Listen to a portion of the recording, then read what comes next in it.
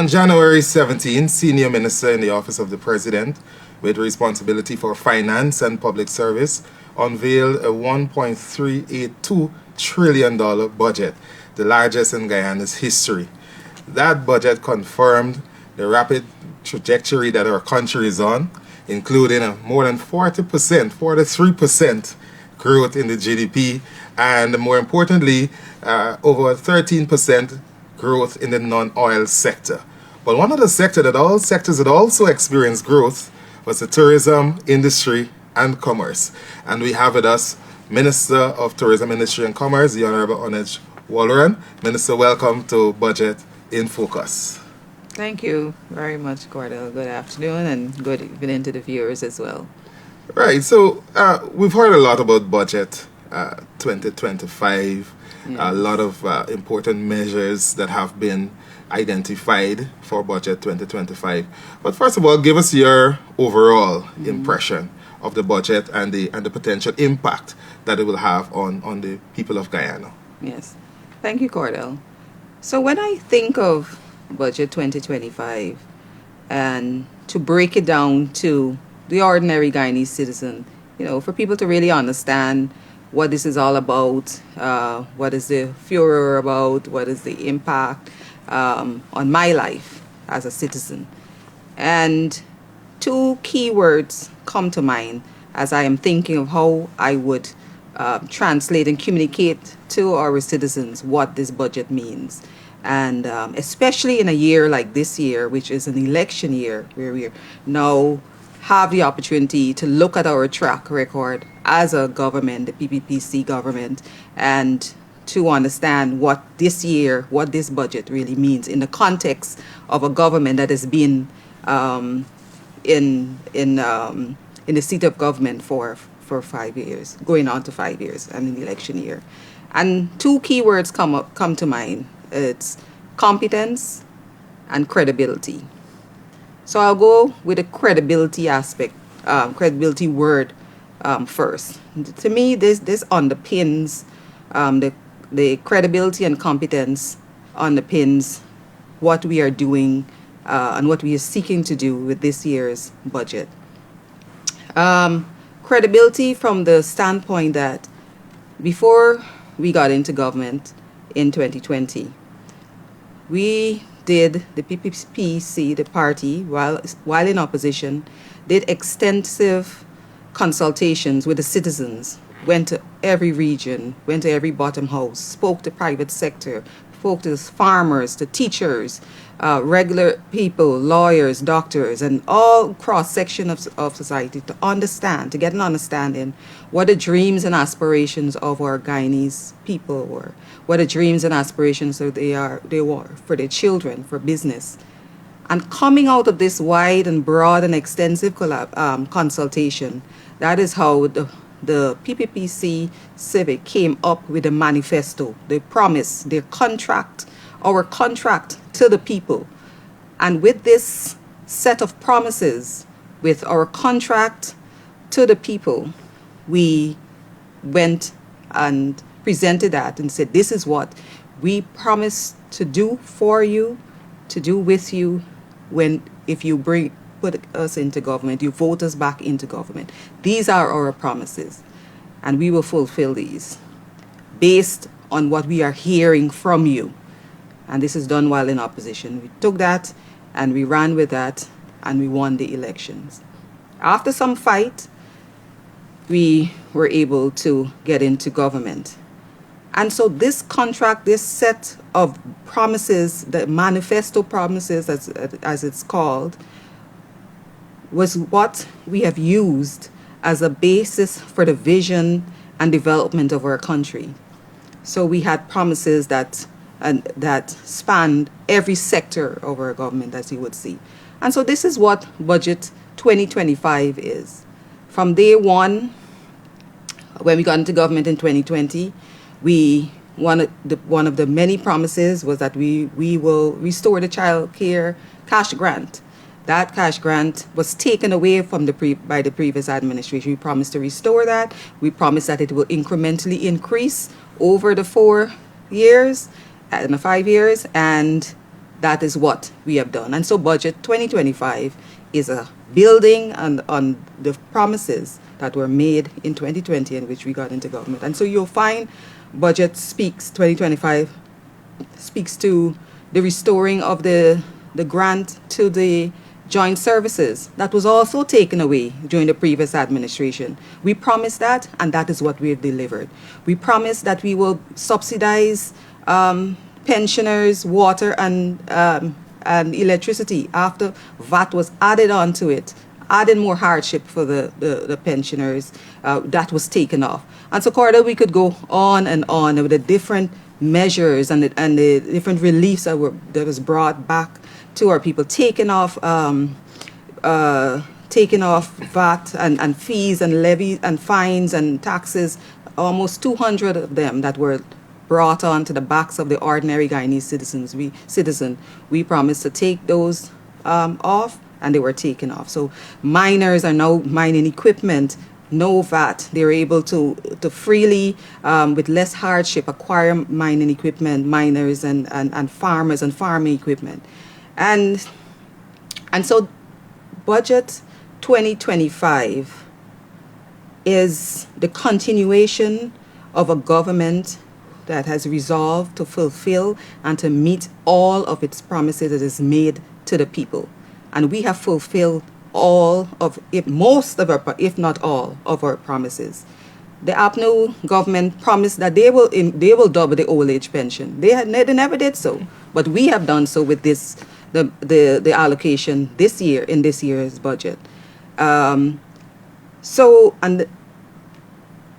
Building out infrastructure standard of living measures to increase our standards of living, roads being built, subsidized housing. So these are all 50,000 house lots was one of the things that we have promised on the manifesto. We have been able to deliver that. Under the previous administration, they were never able to do a fraction of that. I believe the number was less than 10,000. Those were house lots that were already under development when in the previous iteration of the PPC government. And so what the point that I'm making here in respect to credibility is that we believe and we know that the people have to have confidence that this government will do as they say. And we have kept our word with every single promise, that we have made in that contract that we presented to the people in 2020, and we have kept those promises. In stark contrast, the APNU administration, they said they will double the old age pension. The only thing they doubled was their own salaries, and then said that they had no apologies to make for it. No remorse shown to taking away $10,000 from the children that they claim to care so much about now. They would have been Afro-Guyanese children, Indo-Guyanese children, Amerindian children. All of the children were receiving a cash grant. They snatched that away, took that away, so there was no fiscal space. Yet there was fiscal space for them to award themselves double cash grant, double their salaries, their recurrent budget. This is monies they spent on renting buildings and their own self and their own consumption was way more than capital expenditure. What that means is that they were spending more on themselves than spending on roads and schools and to improve the lives of their citizens that they claim to care so much about. These are things that they had promised and said in 100 days we deliver these things. And so they levied taxes, fees and fines on a horse, John cart man. You gotta walk and sell man, he gotta pay a fee to do that. I mean, it was burdensome. So they took their way of raising money for themselves was to levy taxes on the small man. So if you want to walk and sell, you want to mine in the interior, and you got to get gas and machines and stuff in interior, all of those things were taxed and levied. So a man who bought an excavator and then got to go all the way in the interior, because the government wants to make sure they collect taxes on that, he had to bring his equipment out. Such hardship to get it licensed, so that revenue goes into the government, a government that is consuming it, and nothing to show to the people. So that, and the biggest indication and the biggest display of their lack of credibility is the fact that they so brazenly tried to rig the elections. It took a court, it took several international observers, international court, the CCJ. It took heads of states from different countries, an embarrassing position for a nation to be in, to come out and speak and say you can't do this. The president's own son-in-law came out and said, no, this is wrong. We can't go ahead, and we can't. And yet still you have an opposition that looks at us after having fought that 5 months and won and gotten judgment in our favor and been able to come into government. After that fight, we basically had to wring the results and out of their hands, and the victory out of their hands, for them to say that we are an installed government. No remorse, no introspection that, oh, this was wrong, we can change course. And the riggers, they still sit there in Parliament. A lot of them are there. And a lot of them now are asking the Guyanese citizens to trust them again, to say, but they have not shown any kind of remorse. They call us installed government. They said there's no remorse. So why should people trust them again? It is clear that they have decided that this is not something that we should be sorry for. And the next time, if they get an opportunity, they will do it again. And so their plan is always to be lie to the people, tell them what they want to hear, give them all these unsustainable promises. One of them is that, oh, we'll give you 300,000 instead of the 100,000 as a direct from the oil reserve. And when you do the math, Cordell, it comes up to double what the actual oil revenue is for this year. It's not sustainable, but they don't care because they are willing to lie to the people once again, because if they get in on the basis of those lies, they plan to do what they feel was the right thing to do, which is to rig the elections and stay in power, not to be trusted, snatch the people's ability to decide for themselves who they want to govern, and to take that away. And for me, that is the biggest display of lack of credibility of the APN, and they're willing to do anything, to say anything, lie to get back into power. And on the alternative, you have a government in the PPPC, and displayed in this year's budget, that continues to care for families, care for your children. The measures that have been put in place, the cost of living measures, they're all part of a suite of measures that go into making sure that our families and our people realize their dreams, that as the country grows and progresses, that we also feel that progress. We also feel, and so when we drive around Guyana, we only see a country that is blooming, that is blossoming, and that is only because of a government that cares and a government that is competent, because you can have the vision and not being able to implement it. So while we have shown tremendous credibility as regards what we want to do for people, there has been, in order to implement these major projects, there's a level of competence that has been displayed as well, that has caused this blooming and the blossoming and transformation that we're seeing in our country.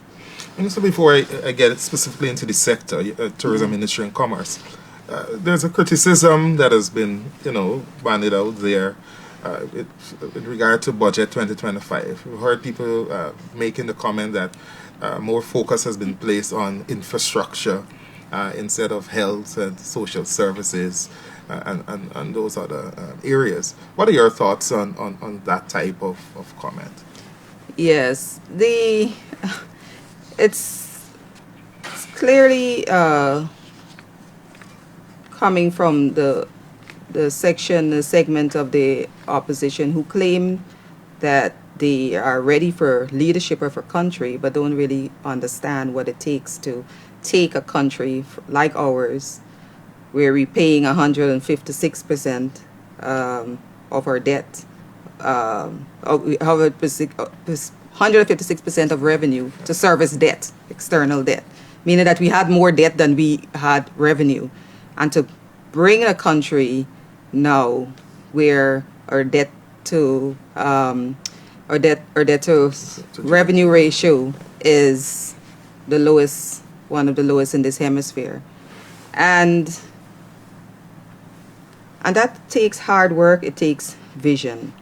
And so as we look at where our country, where we want to take our country, we look at outside of oil and gas.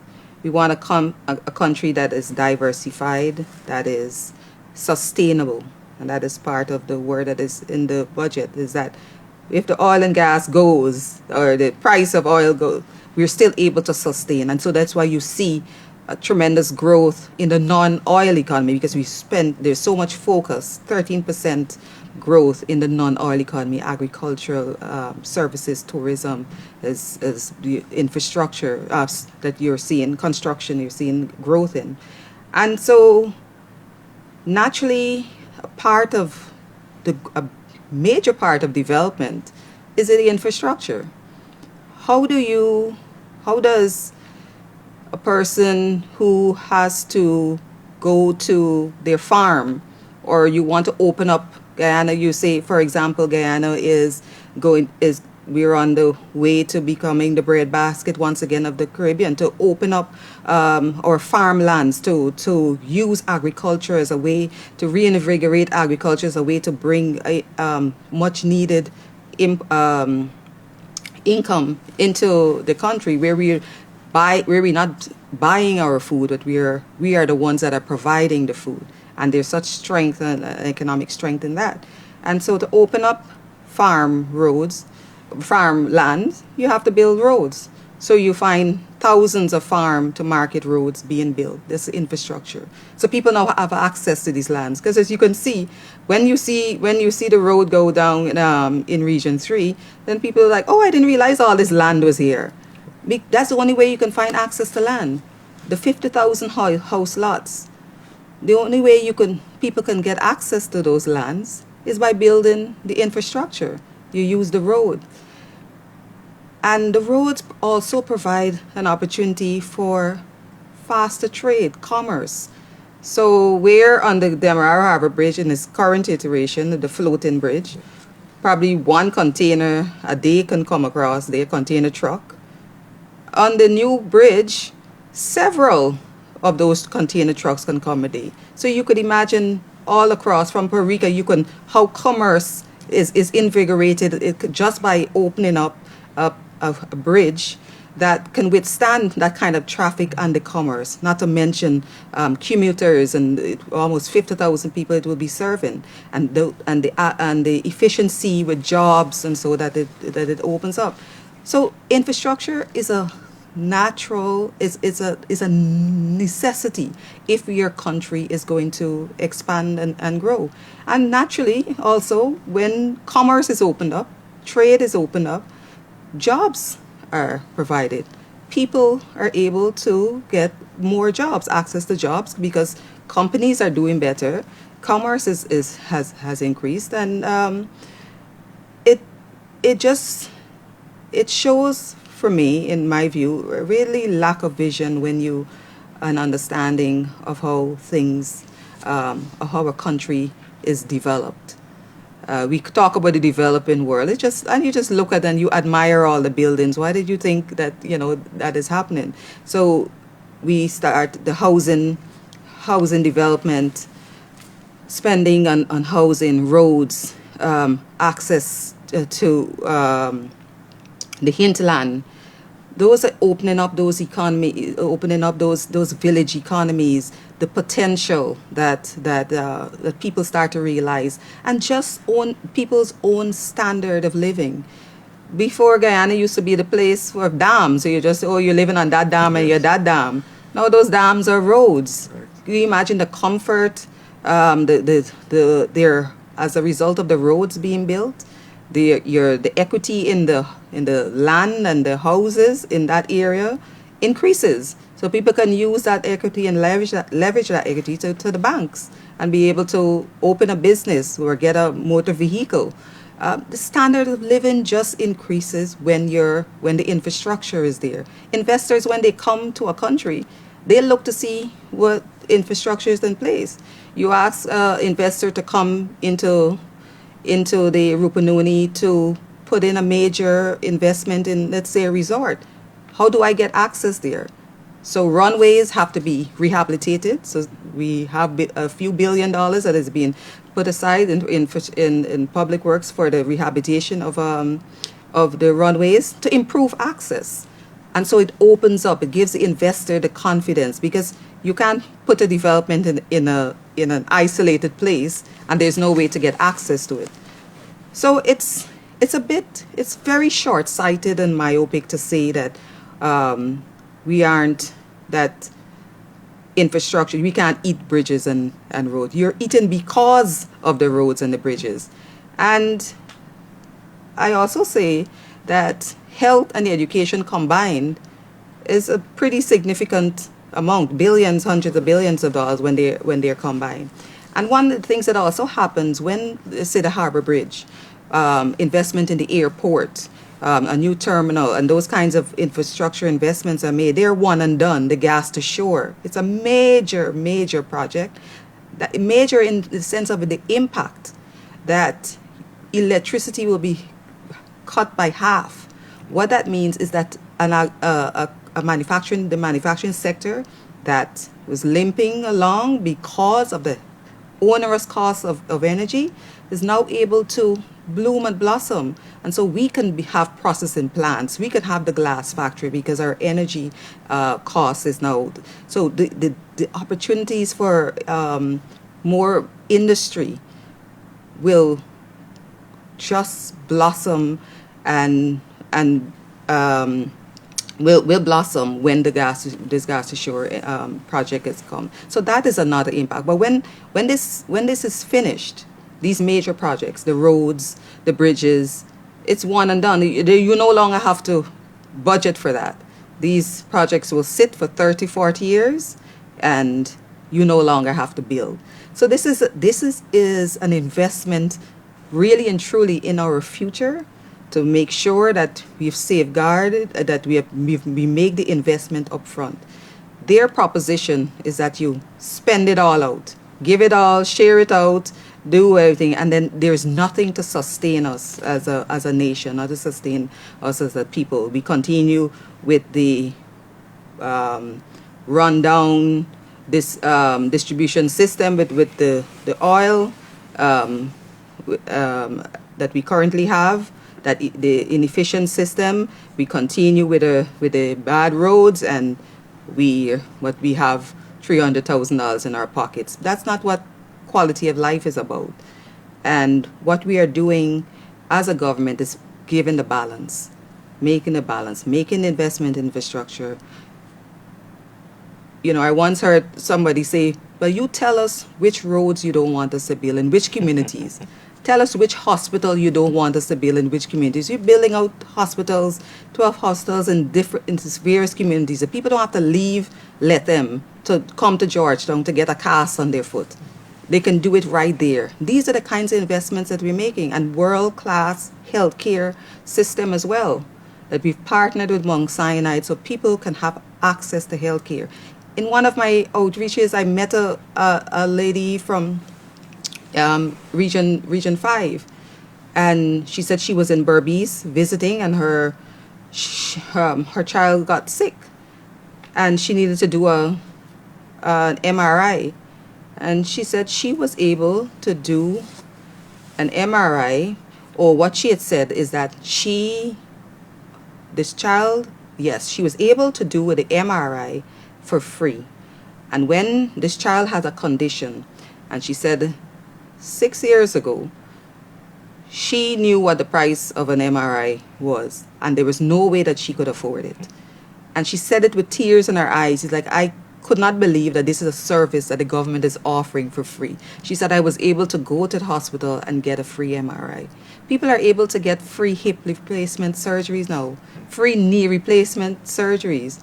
You know, these are the kinds of stories that we, you know, we don't say enough of. And, you know, we really need to say that. So this is the infrastructure development and the investment that we're making in the healthcare of our people. And the education is another one, the gold scholarships. And all of these investments are all to benefit and have benefited and impacted our people. But we are also making sure that they have a quality of life by also investing in our infrastructure.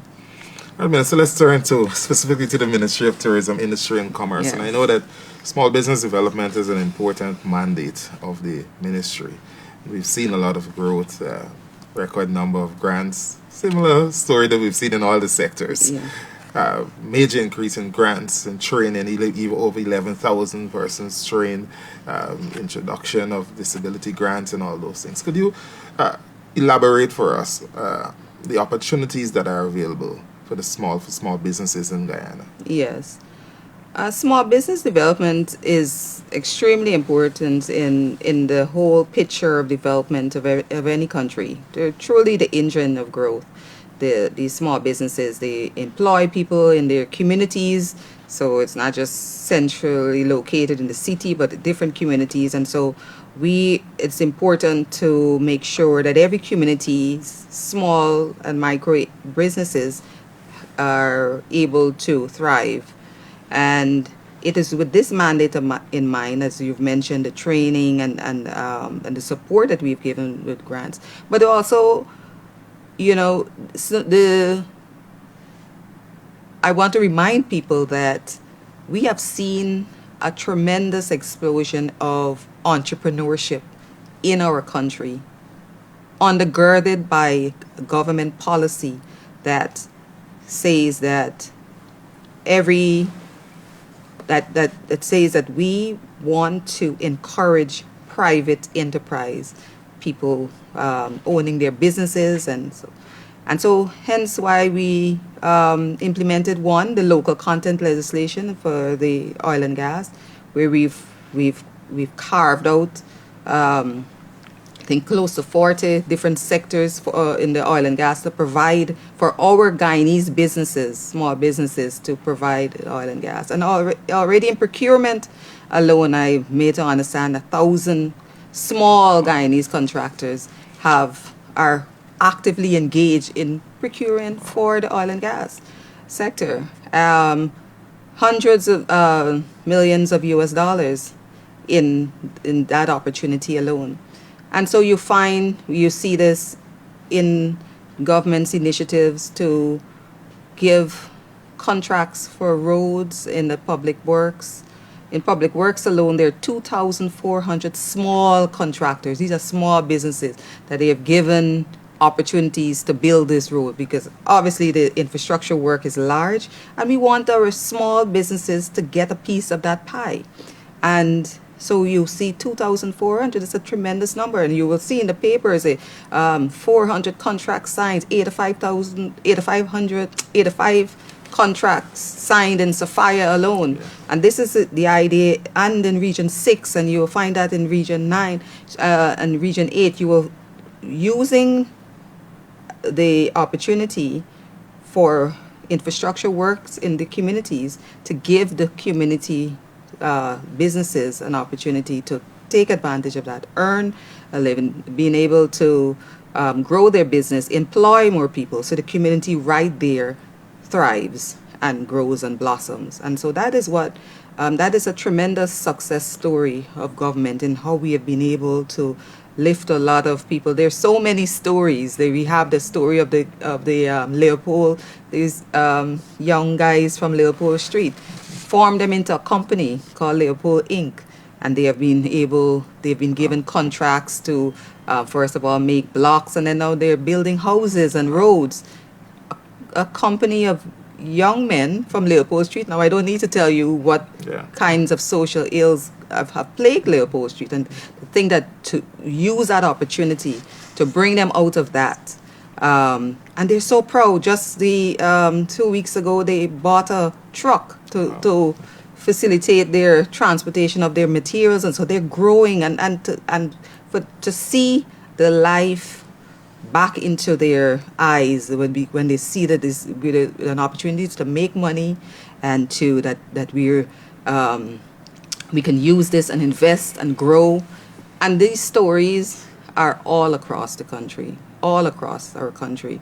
The small contractors and the support that they've been given, and we continue with the Small Business Bureau to help to train them to in different areas of marketing or managing books, accounting, but most, I think, what has caused and helped a lot of these small businesses and small contractors to thrive is the fact that they know that they have the confidence to take the risk to buy a canter and know that, okay, this government is there to support. This government is there to support. So we're the small businesses in Guyana. We have seen they're a tremendous success story for our government, and they truly have been the a shining example of a government that has where you have the will. Because this could have been done under the previous government, but there was no political will to bring a small man from the from the villages in Region 9 or Region 8 or the villages in Region 6 and say, okay, you form yourself into a company and we will give you, help you to bid for contracts, and these are the opportunities available for you. And it's not only these construction sites as well give the opportunity for people to open a catering business. I tell the story of this housekeeper who I knew, which was a housekeeper for 20 years at the construction site, and when the roads was being built on the East Bank, she started her catering business right there, providing catering to the contractors.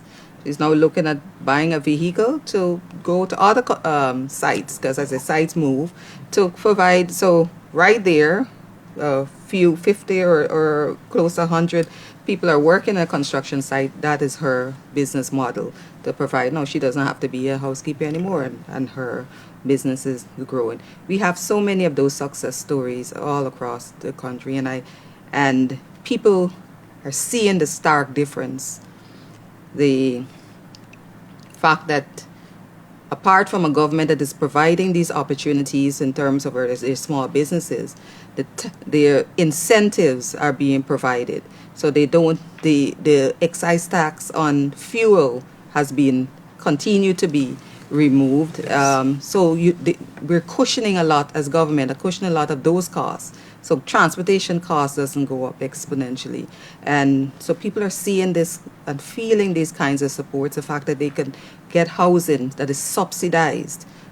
Immediately soon as you take possession of let's say a young professional home, you can go to the bank and get more money, because it's worth already more than what you buy it for. And these things are significant, especially for young people and young businesses, because you can use that equity and invest it into a business and grow very quickly. Minister, the operation of the business incubators is a fascinating story. Yes. And I recall early in your tenure, probably in your first budget speech, you made a resolute commitment to get these facilities functional, because they were just buildings there. Yes. Now these facilities are producing significant levels, production levels. Yes. What would you say are the specific impacts or benefits to the respective communities? And we're talking here about Belvedere and Lethem. Right. So Yes, God, you only told half the story. They were left there empty with no sort of vision. The previous administration wasn't sure what to do with them, and so we equipped them, got them quickly equipped with the machines, and so what you are seeing now um, is in the two communities, the two regions that you mentioned, Belvedere and Lethem, is that all the farmers in Lethem, they're able to use their crops for value added. So cassava is a crop that's indigenous to Region 9, and you would get a glut of cassava, and then it will go to waste, or they get very minuscule money for their cassava because as a raw produce. But now they're able to turn that into cassava flour. I believe I said in my speech at Guy Expo that the cassava flour industry is growing exponentially. It's hundreds of millions of US dollars worth. It's worth already, and so that's a market that we are getting our farmers and let them to tap into. They're also doing their teas. They're bagging their teas, Yes. and you're seeing the growth in production exponentially there, and same thing with Belvedere. So it's people and farmers in that area using their produce that they would ordinarily have to almost sell at nothing, and the glut that they would have had that will go to waste. So they're now using that for the value added, and of course, when it's value added, it's much more income that they get as a result. So the cassava flours, plantain flours, the different teas and bagging, the different agro processing that of local produce. That so it has really impacted farmers so much so that they're not no longer interested in so much in getting their produce shipped out of the region, but to use the facilities that the government has provided to make value added products, and that has been a tremendous success. Minister, your sector is so dynamic that we're almost out of time, and we haven't even touched tourism as yet. Okay, well, I have my budget speech. Yes, but Yeah. before you go, I just want to just two quick things I would want us to touch on. The industrial estates. Dr. Singh in his budget presentation highlighted the work being done in terms of on the naming in Region 2 in New York, and rolling out of those projects. Could you give us a quick update on those projects and the potential impact that they can have? Right. So the industrial estates, it's once again zoned and geared to different aspects of business, manufacturing, bottling, and so it's light, heavy, and medium industries in the different regions to give the opportunity. So we have one in Lethem. The one on the Neiman is almost 90% completed, and so we're going to be looking at applications for people who are interested in industry and want government subsidized land to open their business. And in New York as well, which is in Region 10, that is also going to be, that is now has now started. That's going to also open up major opportunities for businesses that don't have the access to land, don't have the resources for land. Give them a safe space so the infrastructure, roads, and everything will be built into these industrial estates, and it's a way to once again support our small businesses, support them by giving them the taking down their overhead costs, so they basically just have to occupy their plot of land if once allocated, and start their business, so they don't have to the kind of heavy costs for building a road or a bridge, or they would have to of course build their own facility. And we expect, especially in those two regions that currently don't have that kind of industrial estate, so the estate will be just geared for industry, and that is what that's what we're encouraging small businesses to get involved in industry. And that is in Region 10 as well. We know that there are already so many persons who are waiting, are interested in using this facility in that regard. Let's just touch briefly on GNBS and certification, because an increasing number of companies are now accessing certification through the GNBS. Yes. Is this a priority or a new focus of the government, or an increasing Yes, focus? yes, certainly. When you're talking about a country like ours, looking to be the breadbasket of the Caribbean, to be a food hub, you've heard President Ali speak about Guyana being a food hub, especially in that Latin area.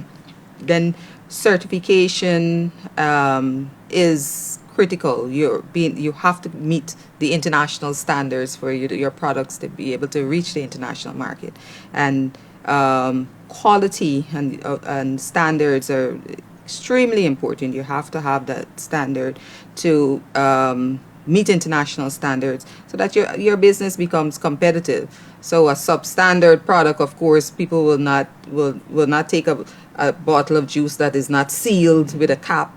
They're like, no, that's not safe. We want to keeping our small businesses to help them to operate and to produce at a standard, to keep the international standards, but more so the GNBS has also they are involved quite, and I'm quite proud of this achievement, where they're the ones that monitor and verify the first oil, the oil that comes off of they're the only agency that does that, make sure that it's the right quality, and it's quite a significant task, and that is growing as we get more FPSOs, and the services of the GNBS.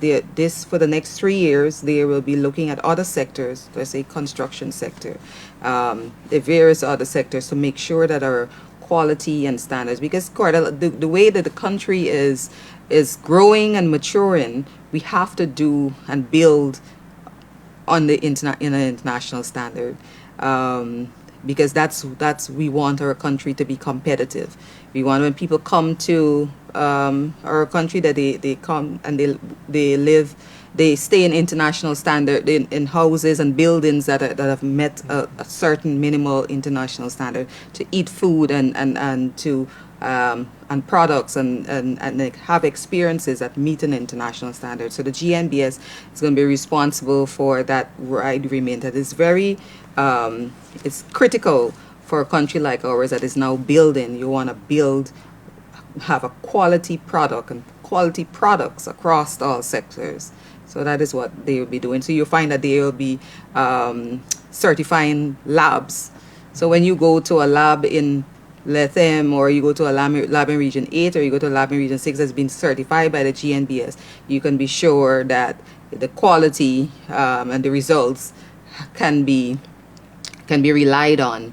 And that is really big when it comes to healthcare, because you want to with healthcare, it's the quality of the tests that come back that decides how you treat with the patient, or you treat with the person, and so those things have to be reliable. So I'm very proud of the work that the GNBS is doing. It's a group of very motivated and bright young people, and they are doing tremendous work. We could talk for an hour about the work that GNBS is doing, but they have their quality has gotten to such a level that international that countries in the region have been coming to them to help with verification. That have been they have been doing trainings for other entities in the region as well.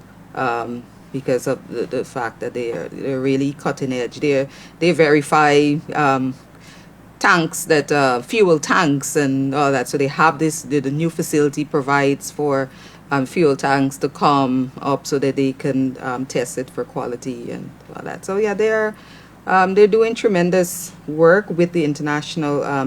With the United Nations and the Caribbean Council for Quality. They are embarking on a widespread national standardization project. We're all across all sectors, and we're going to be assessed to keep our quality standards, which is so important for our development. And so given the magnitude of tourism, I'm not sure if it's fair to ask you to make it your closing. Right. But so much has happened, record arrival numbers over 370,000 visitors. Yeah. We're talking about 8 new airlines, 6 new routes, 8,000 persons trained, more than 100 new bed and breakfast facilities. So much is happening. You must be very satisfied in terms of the growth of the sector. Right. Yes, and it is, once again, we couldn't see this in 2020 when there was COVID and there was zero travel, where the airports all across the world were like were dead zones. Nobody was flying. So when we talk about breaking records, we're breaking records coming from a base of nothing, because that is where we had to grow from, and then we were still able to surpass the pre-COVID records. And this was purely out of vision, because at the time when we sent out the expression of interest for internationally branded hotels and said that we want build more capacity for tourism, the APNU were saying, the opposition entities were saying that nobody's traveling. What are you talking about? Hotels are not development. What is that? Nobody is thinking. And now we out of capacity. We need more rooms. They can't build the hotels fast enough. And so that is what we're speaking about, the government with a vision. And it's not by chance that we find that we have such we've seen such success with the visitor arrival. And so the visitor arrivals, those are the people that are coming for leisure. Correct. And these are not the business travelers. When we think of all the travelers, we have already closed it in November, over 1 million people traveling through our country. And so we, in terms of the visitors and the ones who are and tourists, we have built out and continue to invest in a diversified tourism product, where we do conferences and international conferences and meetings, international sport and events. And so all of this is with a view to bring in more people to Guyana. And the airlift, that is extremely important for access. When you tell people that you have an event here, they have to be able to come, they have to be able to get here seamlessly, and they want to stay in accommodation that they are accustomed to, the standards that they are accustomed to, hence the internationally branded hotels. So we're quite pleased with the growth of the sector. And there is so much more to be done. The vision is that Guyana will be a premier, the #1 top eco destination in the world, and we're working very hard towards that. But we are very heartened by the growth that we are seeing in the sector, and the investment this year in the budget is to continue on that trajectory of growth and the development in the sector. Right. Thank you very much, Minister. I think we're out of time. I want to thank you very much for watching Budget in Focus. We've been speaking with Minister of Tourism, Industry and Commerce, the Honorable Oneidge Walrond, and we've been talking about Budget 2025 as well as the tourism industry, commerce, standards sectors. I'm Corda McClure. Thank you very much for watching.